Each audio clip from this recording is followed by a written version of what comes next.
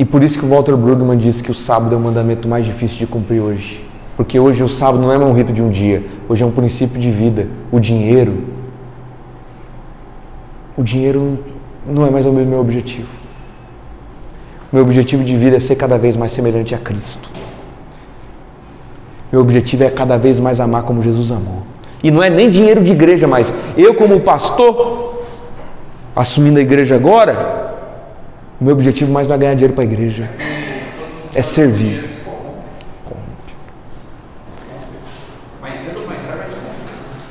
E aí eu pergunto para vocês, é difícil ou não tirar obedecer esse princípio do sábado? A gente acorda e dorme pensando no dinheiro. A gente acorda e dorme pensando na carreira. Até nas igrejas a gente acorda e dorme pensando em como conseguir mais gente, como fazer o evento, como arrecadar para fazer o evento. Como fazer a cantina para pagar o cantor, para pagar o pregador. Como fazer o evento para conseguir fazer o encontro, para fazer o retiro.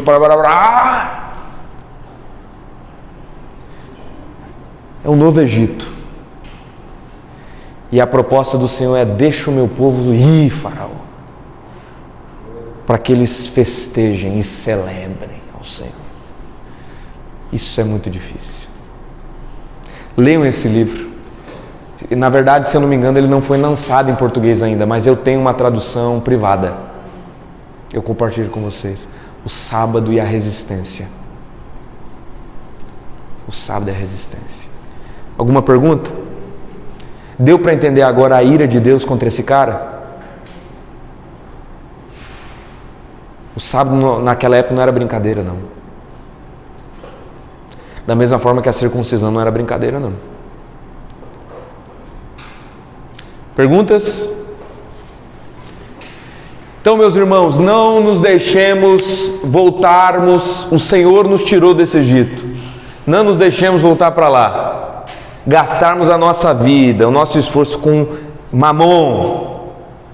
Não deixemos que uma instituição religiosa transforme a gente novamente em escravo do Egito, construir uma nova pirâmide. Não, mas que a gente viva uma vida descansada no Senhor. Isso não é exatamente, irmão. A gente perdeu. Eu já contei a história para vocês das epidemias em Roma. Eu vou contar de novo então, que por isso que eu gosto de repetir essas histórias. Pessoal, isso aqui é fabuloso. Um livro em espanhol chamado La Expansión del Cristianismo. Um historiador, esse historiador não é cristão, tá? Ou pelo menos o seu trabalho não teve objetivo teológico, foi um objetivo sociológico histórico. Como que um bando de pobre, pescador, fedido, venceu o império mais poderoso de toda a história humana, que foi o Império Romano. Como? O Império Romano tentando matar eles e eles venceram. O Império Romano passou, eles estão aí. Ele ficou muito curioso, ele foi estudar.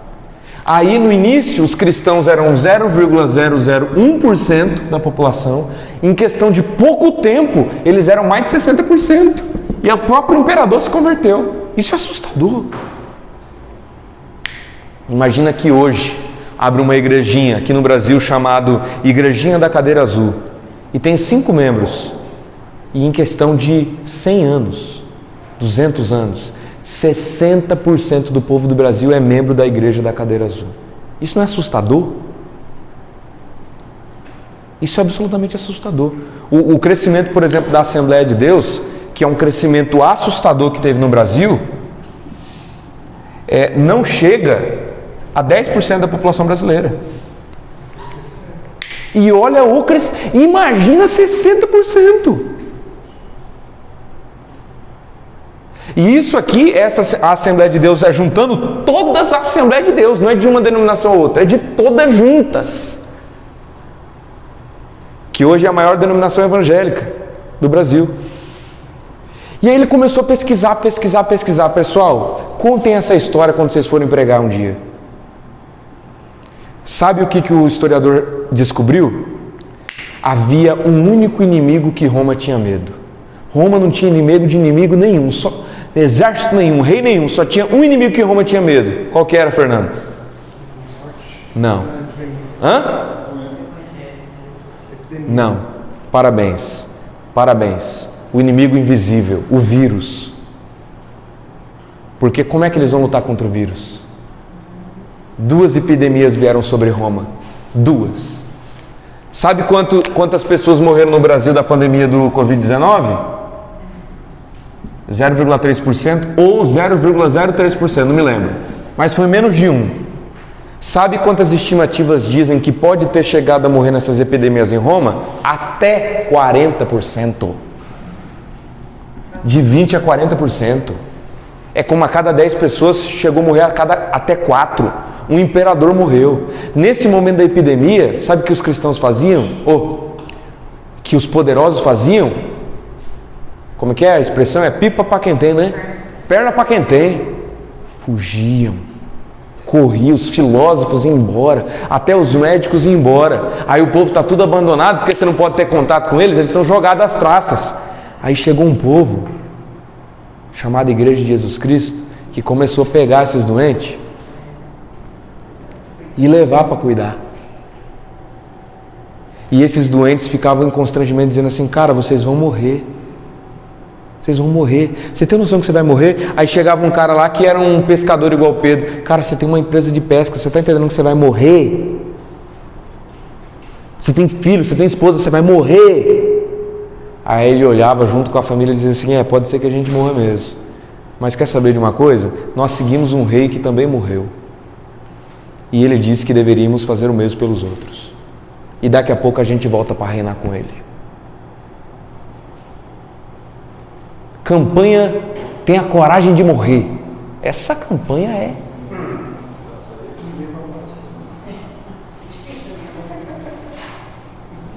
Hoje não. Hoje a gente quer se proteger ao máximo, porque a gente está numa nova pirâmide do Egito. Por isso que Jesus diz assim, quem quiser seguir, se você quiser, eu vou te deixar bem ciente de como é, tá? Venha após mim, carrega a sua cruz, negue-se a si mesmo. Não é mais viver para a gente. Olha como isso é difícil. Isso pode implicar que a gente vai morrer, meu irmão. Isso pode implicar que a gente vai sofrer a vida toda. Mas a resposta é: o nosso rei também sofreu. Morreu. E diz que um dia a gente vai reinar com ele. Campanha, né? Vamos morrer por alguém. Não que a gente vá morrer intencionalmente, obviamente, né? Mas se for necessário. Luiz, mas e quem vai cuidar do meu filho? A Igreja de Jesus Cristo. Sabe qual que é o problema hoje? A gente não confia nem na igreja mais. Nem na Igreja de Jesus Cristo a gente consegue confiar mais. Sabe por quê? Porque a gente sabe que os nossos filhos serão abandonados. Você confia, Jefferson? É até chato falar, né? Então não vou falar da sua igreja específica, vou falar da igreja brasileira. Você confia que a igreja brasileira, Jefferson, se um dia você morrer e seus familiares morrerem e ficar a sua filha sem família, você acredita que a igreja brasileira cuidará da sua filha como se fossem deles próprios? Com toda certeza que não. Com toda certeza que não. O que é isso? E nós estamos falando da igreja que acabou com o infanticídio. Sabe por que acabou o infanticídio? Na aula a aula que nós vimos As Portas do Inferno, eu falei sobre o infanticídio. Tinha muita morte de crianças. Sabe por quê? Uma das coisas, a igreja começou a falar assim: não mata mais as crianças não, dá pra gente que a gente cuida. Ao invés dos romanos jogar as crianças nas traças, falou assim: não, tem um povo aí que cuida. Não dá pra gente que a gente cuida. E a Ana Clara, quem cuida hoje? Cadê a Ana Clara? Aqui, ó. Quem cuida hoje, né? Aí a gente fala que é proibido o aborto, né? Que é crime o aborto, né? Eu concordo, né? Eu concordo. Mas se a pessoa quiser ter e não quiser ter o filho, falou assim: tá bom, eu não vou abortar, mas você vai cuidar para mim? Sua igreja vai cuidar para mim? Se vire. Porque eu estou na minha pirâmide e você construa a tua. Porque a nossa... Dá uma raiva de viver, porque se todo mundo pensasse, tivesse a visão de servir. Então, mas é o seguinte, tem que começar por nós. Vai decidir que Mas nada, não. você consegue fazer. Ok, mas tem que começar por nós, mas se começar por nós é impossível no individual. Tem que começar por nós, igreja. Senão nunca vai mudar. Porque Deus deu esta unção de vencer o mundo para a igreja. E enquanto a gente alimentar e lutar por igrejas que não são, nunca muda. A gente tem que fazer a nossa igreja se tornar isso. A gente tem que transmitir para o outro, e o outro vai transmitindo. Exato. E como que a gente vai transmitir isso se a gente não prega? Se a gente não fala abertamente, como Jesus diz, gritem nos telhados. A gente esconde para nós. Esconde pra gente, por medo que o meu pastor vai falar, medo que o irmão vai falar, medo, vai permanecer para sempre. Para sempre, não vai mudar nada. Perguntas? Senão nós vamos orar. Eu acho que o morrer pelo próximo, de repente não precisa ser exatamente no sentido entre aspas. Cada vez que você deixa, se preocupar mais com o próximo dele, você está comendo. Exatamente. A gente pode morrer pelo próximo, sim. Mas quando eu digo assim, morrer também, é gastar a vida pela causa de Cristo. Gastar nossa vida pela causa de Cristo. Sabe por quê? Veja bem uma coisa. O Jefferson acabou de falar, né? Se a minha filha morrer, eu tenho com certeza eu não confio que a igreja brasileira cuidará dela. Então, a gente tem que construir esse ambiente. Tem que construir esse ambiente. Por quê? Porque tem outras pessoas pensando nisso. Quem vai cuidar do meu filho?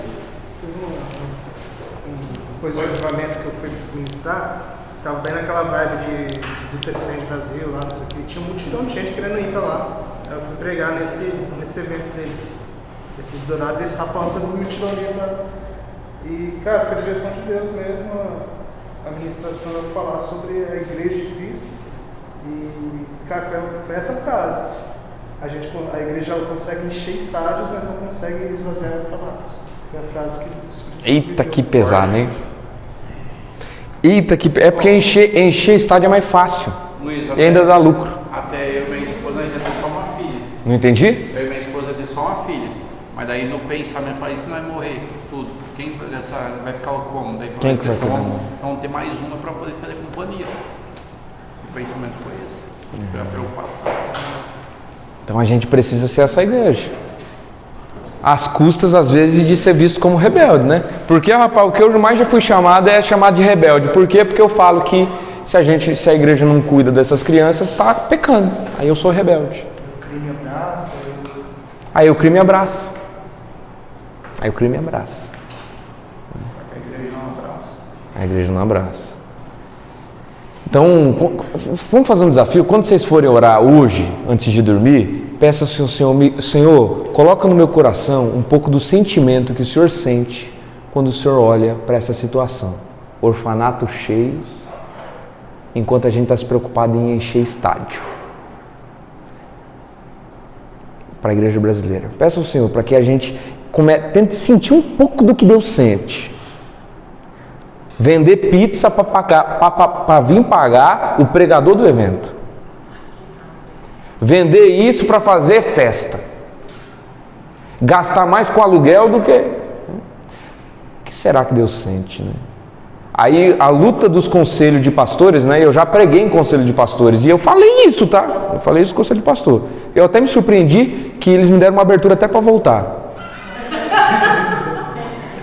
O conselho gasta a sua força marcha para Jesus e não gasta um suor para cuidar de criança abandonada. Mas aí me diz, marcha para Jesus, beleza. Mas o que aconteceu?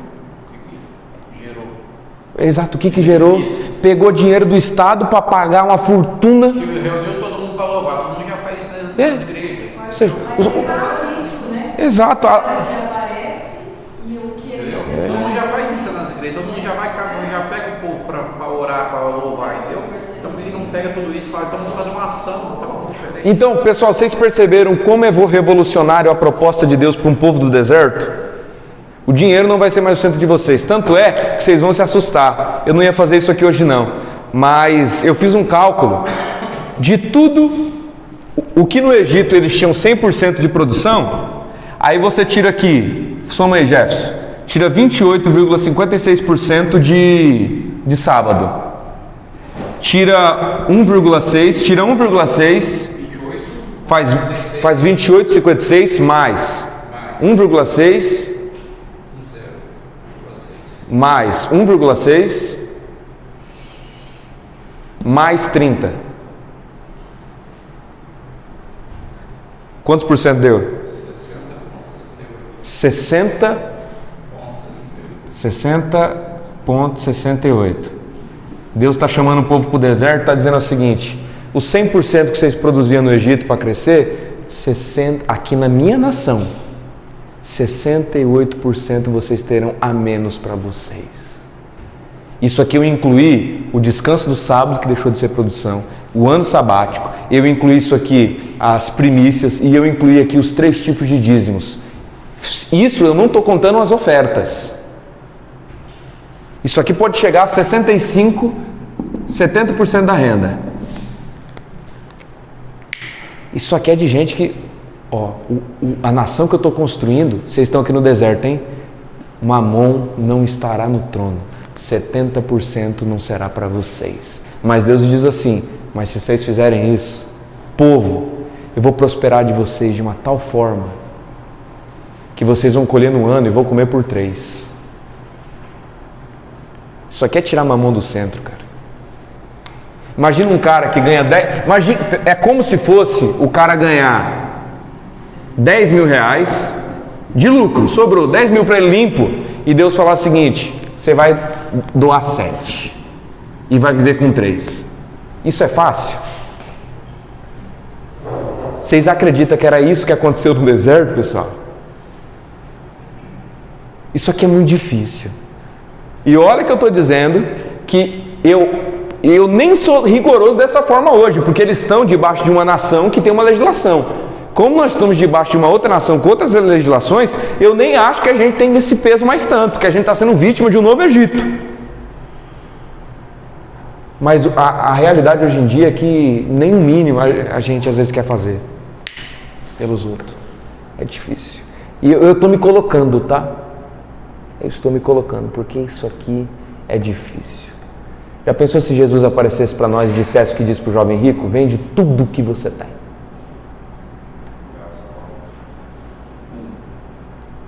Tudo. Todo carro, todo terreno, todo dinheiro na sua conta, distribui tudo e vem e me segue sem nada. Eu vou ser sincero para vocês, é bem provável que eu tivesse feito a mesma coisa que ele, eu voltasse para trás triste. A gente critica muito a atitude do moço rico, né? Mas se coloca no lugar dele. Porque falar é fácil, né? Viver, o cara viveu, viver na pele é outra coisa. Sim. É por isso, você quer ver um exemplo? Eu converso com missionários aí, projetos no Brasil inteiro, né? E eles sempre dizem assim: a pessoa está trabalhando lá, a pessoa é um marceneiro, ganha X. O primeiro imprevisto que ele teve, ele não está passando fome, mas o primeiro imprevisto que ele teve, sabe de quem que ele tira? Ele tira do missionário. Ele tira do orfanato. O primeiro imprevisto. E a pessoa nem fome está passando. Tipo, foi um imprevisto. É igual aquela vez lá, você lembra aquele cara lá, tá na ponta da língua, que ele pregou no maior negócio lá de pregação, lá dele chegou e falou assim: ó, Deus está falando para mim para pegar todo o dízimo de hoje. Ah, o Cabo da Ciolo. Isso, o Cabo da Ciolo. Foi lá no Gideões. Falou assim, no Gideões, falou assim, e daí o cara tentou mudar tudo, aí ele falou: não, mas Deus está falando para pegar tudo e dividir entre o papai. E ele falou ainda assim, e é de um dia só. Um dia só. A festa tinha não sei quantos dias, acho que é 7 ou 10 dias seguidos. Imagina o dinheiro que tá. E o cara não ficaram doidos. E eles não aceitaram. E ele falou: mas Deus está falando só um dia, que pegar todo o povo. Não, mas a gente já faz isso, que não sei o que. Faz nada. Diz que ele é maluco, diz que ele é maluco. É maluco? Rapaz. Pessoal, vamos orar então, mas vejam só. Que não venhamos diante de Jesus Cristo nos deixarmos sermos captados por essa pirâmide do Egito de hoje. A gente não vive mais por mamon, nós vivemos agora por Cristo. Por Cristo, né? E não deixe que nem igrejas nos transformem agora em escravos do Egito. Nós não vivemos por instituições, nós não vivemos por denominações, nós vivemos por Cristo. E que nós venhamos juntar as nossas forças para construir ambientes que, se um dia o Jefferson vier a faltar e não tiver familiar, ele morra com toda certeza. Tem uma igreja que vai cuidar da minha filha como se fosse deles. Você viu como que às vezes vou terminar agora. O Walter Brueggemann diz que no Egito, como cada um é visto pelo seu próprio produção, você produz o seu e eu produzo o meu. Então não é mais uma relação de confiança. Aí hoje a gente está assim, a gente está num mundo onde falta tanta confiança por causa da produção, que eu penso o seguinte: cara, não vão cuidar do meu filho, então eu não tenho que ficar pensando em cuidar do outro, porque senão quem vai cuidar do meu? Aí ninguém mais se arrisca em cuidar do outro, porque pensa, se eu precisar, vão abandonar o meu. Então eu tenho que ficar juntando. Eu tenho que ficar juntando, porque se um dia eu estiver doente, os irmãos não vão me cuidar. E aí falta essa confiança, a gente fica construindo e volta para o Egito. Então por isso que a gente precisa construir novamente esse ambiente de confiança completa uns dos outros. Eu vejo que nas igrejas não está tendo mais união. Estava falando do Roberto, que estava falando. Porque assim, vamos supor, o Roberto é calheiro, eu mexo com tal coisa. O outro irmão mexe com tal coisa. O irmão, ao invés de vir lá e procurar você, ele vai procurar de fora. Concordo. Aí por isso que a igreja não prospera. Nem em contribuição com os próprios irmãos. Não, porque o irmão não pode crescer mais que eu, entendeu? A questão é essa. Aí você vai na maçonaria, por que os caras crescem? Tenta entender por que os caras crescem. Porque eles dão valor um no outro. É verdade. A união, então, a própria igreja hoje não tem união e ela quer falar sobre união, entendeu? Ela quer falar sobre... É porque a união de hoje em dia é a união, sim, não fala mal da liderança. Isso que é a união hoje em dia. Deixa a liderança fazer o que só obedece. Isso que é a união. Quando não agir dessa forma, ele não vai crescer. Pessoal, terminamos hoje então a aula. E nós vimos nessas duas aulas a circuncisão e o sábado. Não nos deixemos voltar para o Egito. E nós vimos o como circuncisão e sábado tem a ver com o Egito. É resposta para o Egito. Amém? É difícil, mas é o caminho. É o caminho estreito. Teve um cara, né, vou terminar agora, né? Ele perguntou hoje para mim: assim, Luiz, você vai morar com esses caras, rapaz? Assim, vou, porque eu não tenho condição de pagar alguém para ficar por enquanto, então eu vou morar integralmente lá. Luiz, mas você não tem medo, não? Aí eu perguntei para ele assim: mano, quanto hoje da tua renda você usa para cuidar de alguém? Eu falei assim: Luiz, eu vou dar uma coisa de vez em quando, mas... Eu falei assim: na verdade eu deveria te perguntar, você não tem medo, não, do dia do juízo? Não, contrário. Eu que tinha que te perguntar se você não está com medo, cara. Porque um mendigo pode me matar lá, mas eu chego, Senhor, eu morri com as feridas de Cristo, Senhor. Você vai ter um crédito. Sofrendo pela sua causa. Você, meu irmão, você fica aí na tua proteção, você não tem medo. Aí ele falou assim: vou contribuir com o seu projeto. Aí, R$30 por mês. Ele... Morrer nós estamos todo dia. Exatamente. E às vezes se matando aí no próprio não vai nos trazer salvação. Perfeito. Eu falei: você não tem medo de estar diante do Senhor e ouvir dele assim: eu tive fome, não deixe de me comer? Eu tinha que olhar, eu falei para ele, eu tinha que olhar para o seu pastor, que eu conheço o pastor dele, eu tinha que olhar para o seu pastor e perguntou se ele não tem medo de ganhar o que eu sei que ele ganha. Do dia do juízo. E eu tô lá com um monte de gente que às vezes eu tô preocupado com o que eles vão comer. Eu tinha que perguntar: é você que não tem medo. É isso aí, pessoal.